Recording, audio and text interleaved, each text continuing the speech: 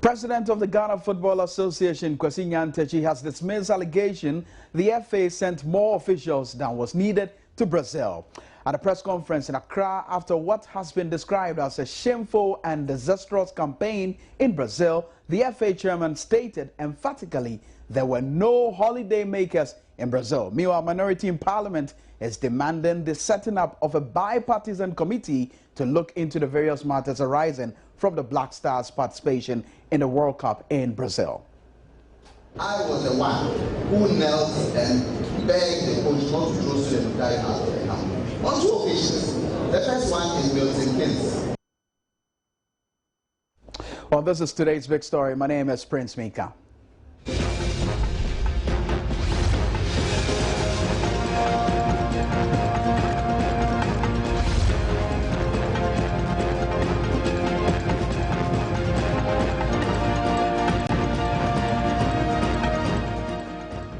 Staying with us here on today's big story. Well, critics, including some of the players, have accused the Ghana Football Association of carrying more officials to Brazil at the expense of the Black Stars. Sule Ali Montari reportedly slapped one of the FA members after questioning what role he was performing in Brazil.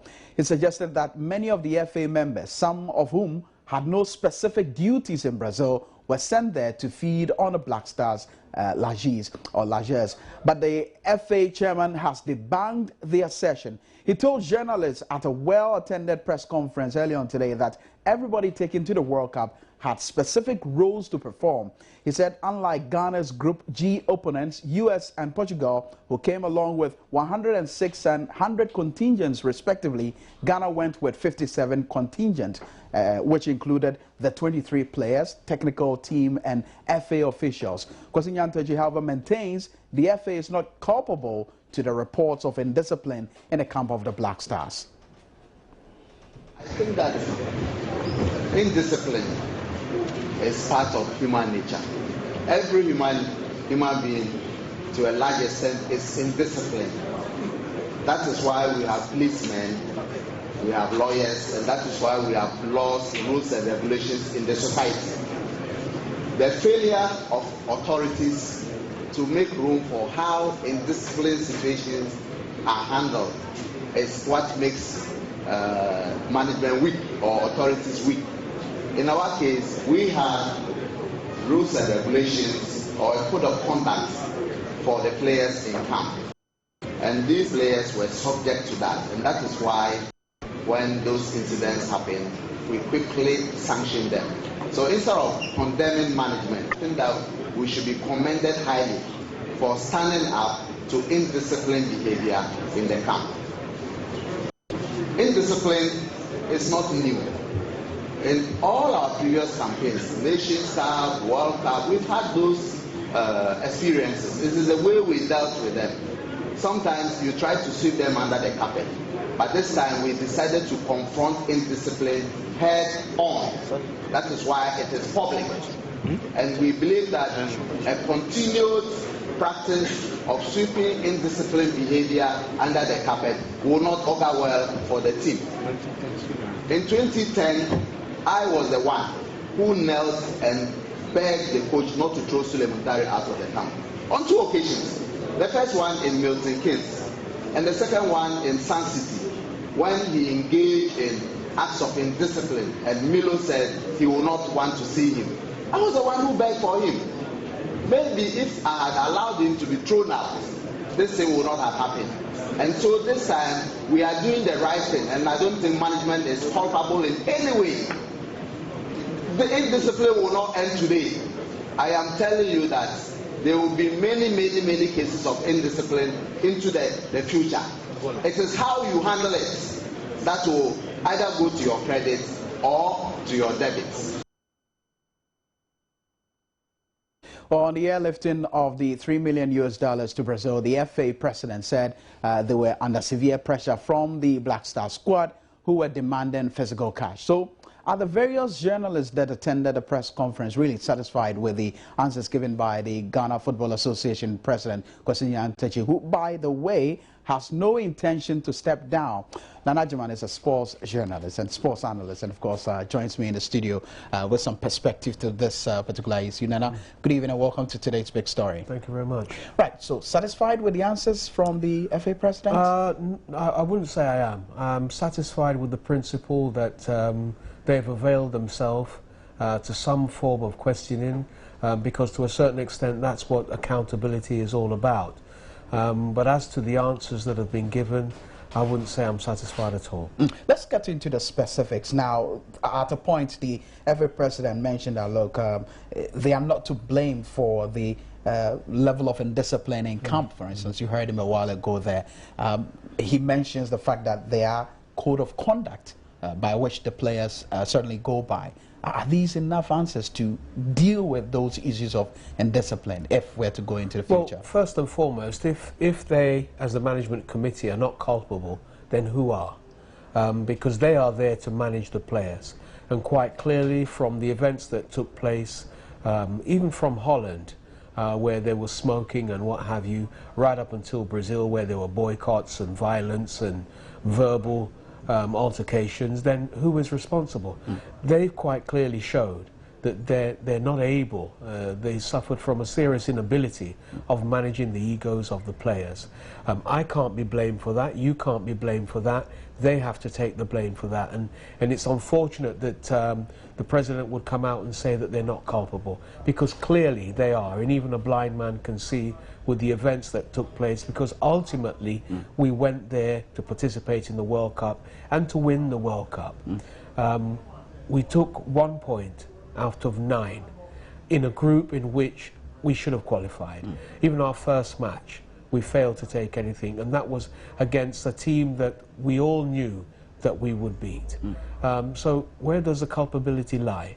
And I quite remember the kind of outbursts that came into the, I mean, that was triggered as a result of the flying into Brazil, the $3 million US dollars appearance fees for that matter.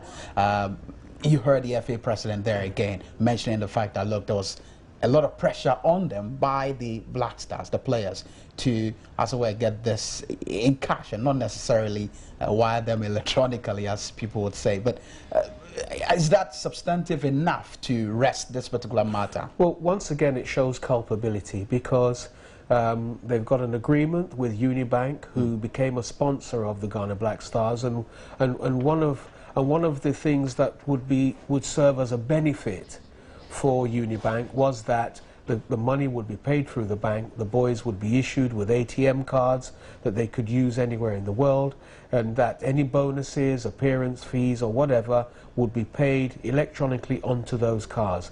Now, the boys were given the cards at the airport, all of them, before they left Ghana. So to say that you were put under pressure by the boys to pay in cash, I've got to ask the question now, who is the management committee?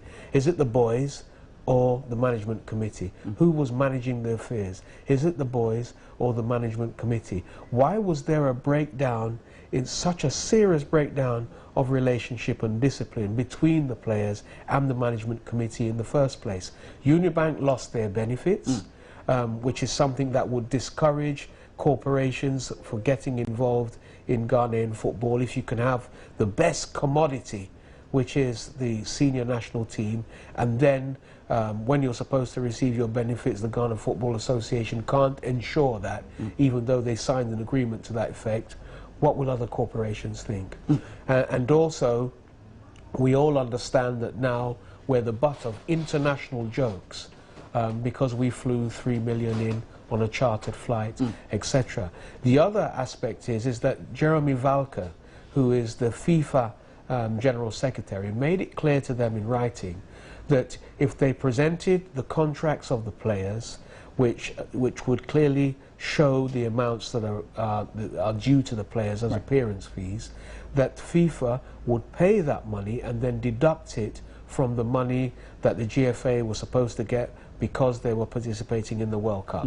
Now, there was no response to that communique, none whatsoever.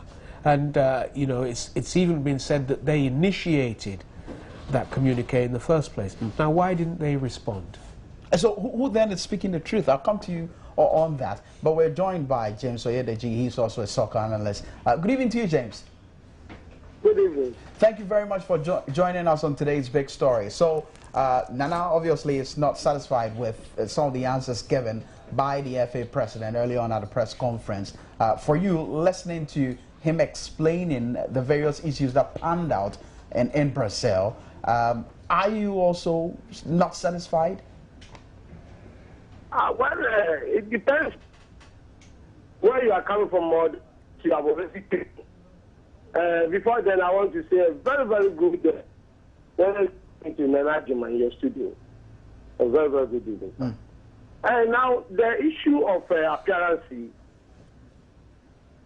though not very popular in Ghana, has been in existence for a long time. It is an issue that has brought about bad blood between the players on one side and the management committee or the management, right, whatever you call it in any country, on the other side. In Europe, it has been on the quiet because the boys are encouraged to donate to charity. It was only in Africa 2006 in particular that Togo, and I think before then Cameroon, insisted, and people had to come to the rescue. Like Nana was saying, the FIFA General Secretary Jerome was even about the money when they were informed that the money has been airlifted from Kotoka Airport to Brasilia. So this is something that we have one comment. But what do you make of the explanation that the FA was under some severe pressure from the players to get the money in cash? I'm talking about the appearance fee. I'm also talking about the appearance fee. Right. You can't talk of something without knowing what that thing is. The appearance fee is an additional incentive for players to perform very well. Yes. People should understand that first. The ordinary compensation, or what we call appreciation, is the winning bonus for players. Is that okay? Right. In Ghana, it started in 2006 when the players confronted the management, referring to other African countries that they should be paid. And recommended to Obiamo and the government, and they accepted them pay 50,000. Now in 2010, the late president, Professor Atamis, and his cabinet approved 75,000. So this year, that's what people should understand. They asked for 100,000, and the cabinet met under the chairmanship of the president. And they inquire and inform everybody that the addition the FIFA has given to government was 10%. So they are going to do pro rata. They are going to add 10% of 75,000 to the 75,000 to make it 32,000. People should understand this thing. So there was no agreement on the 100,000. Yes, this side or that side. Okay. But the issue of the electronic, which Nana has explained, I don't need to go into it. The board asked for 20% of that money to be paid in cash in Ghana, which was not obliged. In Netherlands, they used the ATM card. They didn't pull out the money. So when they got to Miami, the case was still hanging in the air. And that is why I got peeved. Because a bad decision is better than no decision at any given time in any country. Very well. Now, this issue could have been resolved in Miami. So when the FA says that they are under pressure, I agree because I wasn't with them. On the other hand, as an analyst, I said that why should it come to that point? Are you getting me? As a manager, I would have solved this problem before it got to the stage where the players boycotted training. That's what I'm trying to say. And the FA made it very clear that it was purely a government decision to airlift cash. Yes. Very well. Let me bring Nana in. I mean, could that have been done, managing the situation before it got out of hand? Of course. Well, prior to this World Cup, our other World Cups, the negotiation and the agreement has been reached before they've even left the shores of Ghana. Before the players leave the shore, they know exactly what they're going to get as appearance fees. They know exactly what they're going to get as bonuses.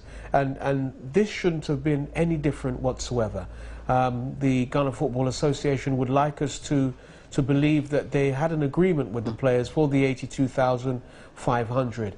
That my only problem with the agreement was the fact that it wasn't written down. And once again I say, well, you guys are managing and this is a World Cup, you've not written down the agreement, it's just a verbal agreement, and so at the end of the day it becomes your word against their word. I mean, it's not good enough. Okay, I can now introduce a different angle to this particular discussion. Obviously, we'll be speaking to, you know, one of the members of the Parliamentary Select Committee on Youth and Sports shortly, but we know that a minority held a press conference early on today indicating that we need a bipartisan committee to look into the various issues or the various matters that arose from the issues that panned out in Brazil as far as the World Cup is concerned. Do we need a committee or not, Nana?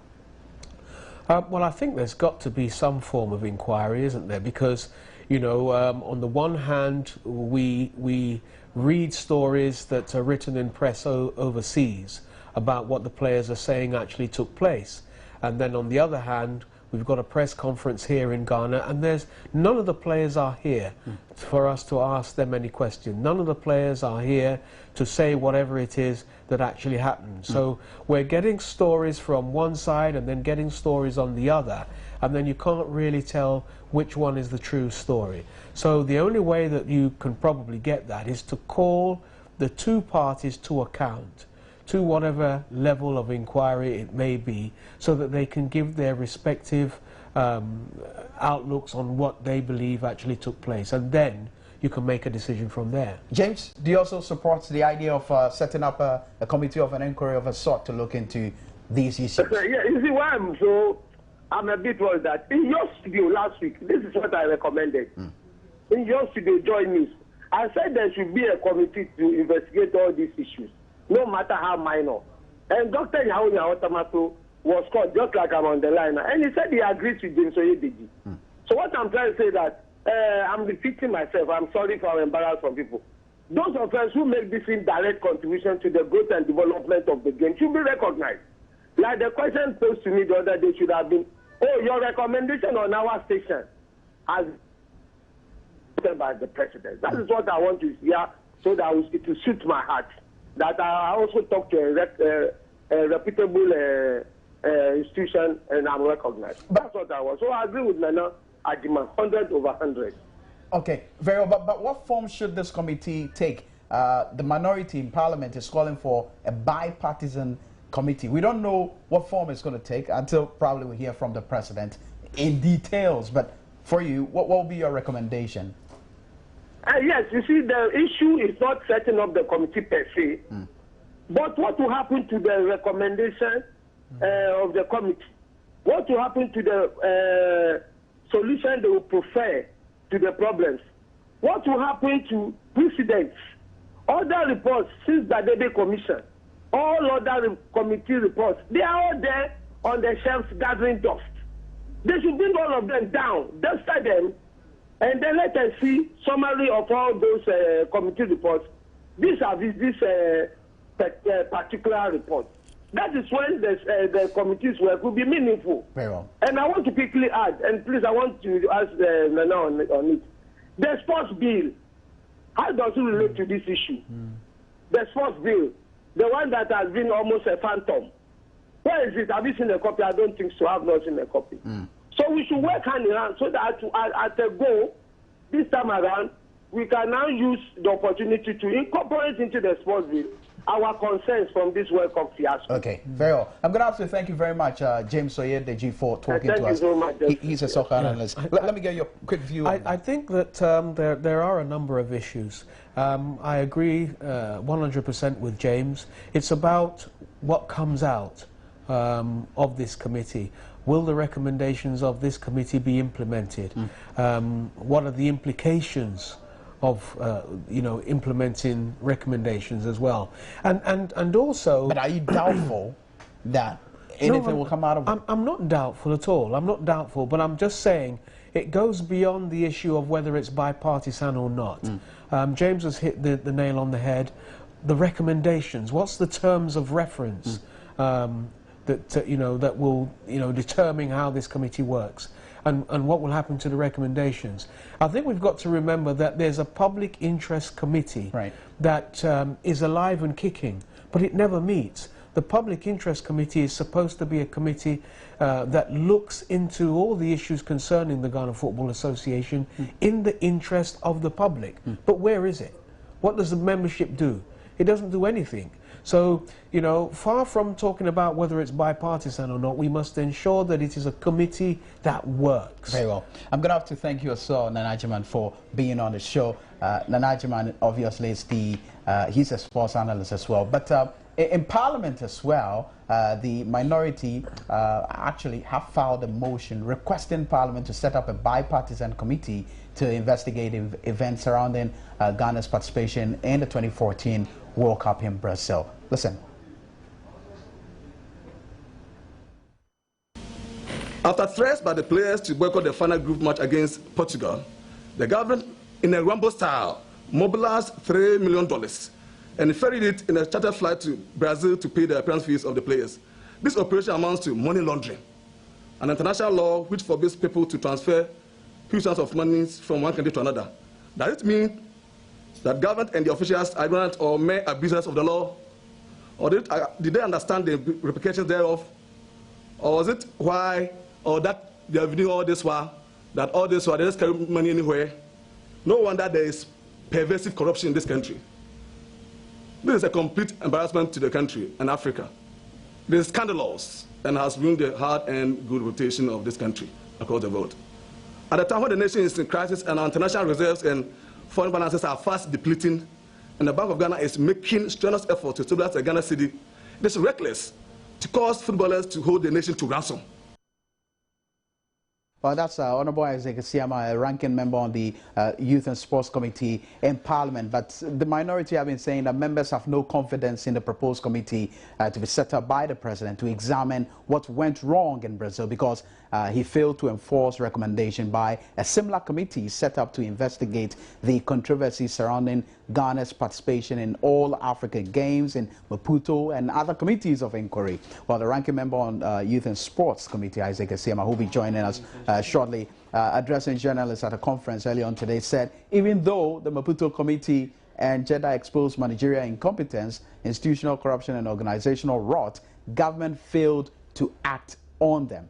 And so where does that lead us? Listening to the FA president, the GFA president, explaining issues with what happened in Brazil. Let's now speak to Honorable John Tutu. He's a member of Parliament for Time. Good evening to you, Honorable. Good evening, my brother. How are you? I am doing very well. So what's your quick reaction to the call from the minority in Parliament that, look, we need a bipartisan committee to look into various matters, the panda from Brazil? That's completely perfect. I would first of all have to greet your honored listeners and would have to say that it is completely perfect and in the remit of Parliament.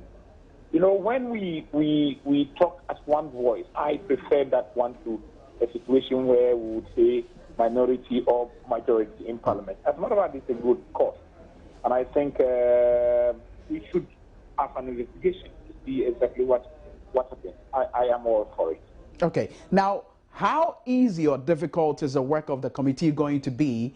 Hearing from the GFA president explaining some of the issues. For instance, he mentions the fact that the Ghana Football Association was under severe pressure from the players to get their appearance fees. For that reason, the airlifting of the $3 million into Brazil. And then the issue of indiscipline in camp. He mentions that they're not culpable because they are code of ethics. And that's the reason why we saw the suspension of Suleiman Tari and Kevin Prince Boateng. Now, where does that put the work of the committee that's yet to be set up?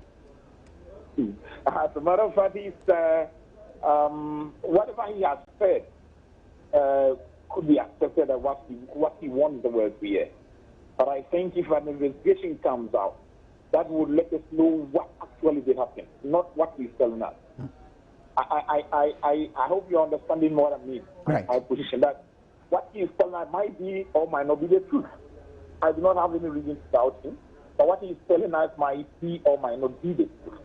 A bipartisan approach would unravel whatever the situation is and let us know exactly what it is so that we put to rest these issues once and for all.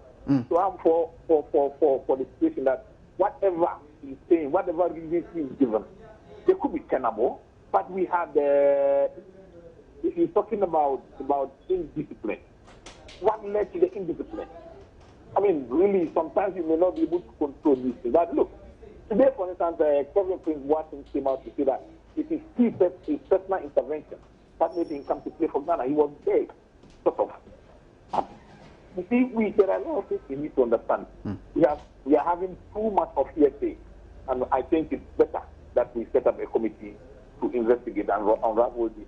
But listening, again, listening to the minority raise that point that we need a bipartisan committee. Remember that their point is coming on the back of what they say are failures on the side of a number of committees in the past that were set up to deal with some of these issues. And so for that reason, there are a lot of questions begging for answer in terms of what the outcome of the work of the committee would be. So why should anyone trust any committee whatsoever to do some recommendation that will be implemented going forward? But that sometimes I have a problem with this. You call for a committee and with the same breath do not even trust that the committee would be necessary. I believe that if there is a committee set out, the most important thing is for us to have a commitment to be able to implement whatever the committee comes out with. That is the bottom line. If there were other committees that were set up, and I heard my other colleague saying that a lot of committees were set up and they are doing that. If we can resuscitate all these, if we have the new cause to believe that a committee did it work and that the implementation is bringing us forward, now we are in a very liberal country, we can decide to even take it up on court. So these are issues that I think are actually serious. We cannot, in the same breath as that we have a committee sit, and then in the same breath say we don't even trust the committee's recommendations will be handled. Let us ensure that this time around, whatever the committee's recommendations come out, they would be implemented. That's the most important thing. I'm going to have to thank you very much, Honorable John Tutu, for talking to us here on today's Big Story. Thank you very much, too. Take care. Right. John Tutu is a member of parliament for Tyne in the Bunafo region, speaking to us here on today's Big Story. That'll be it for now, though, but coming up shortly is JN Interactive with Marian Toure.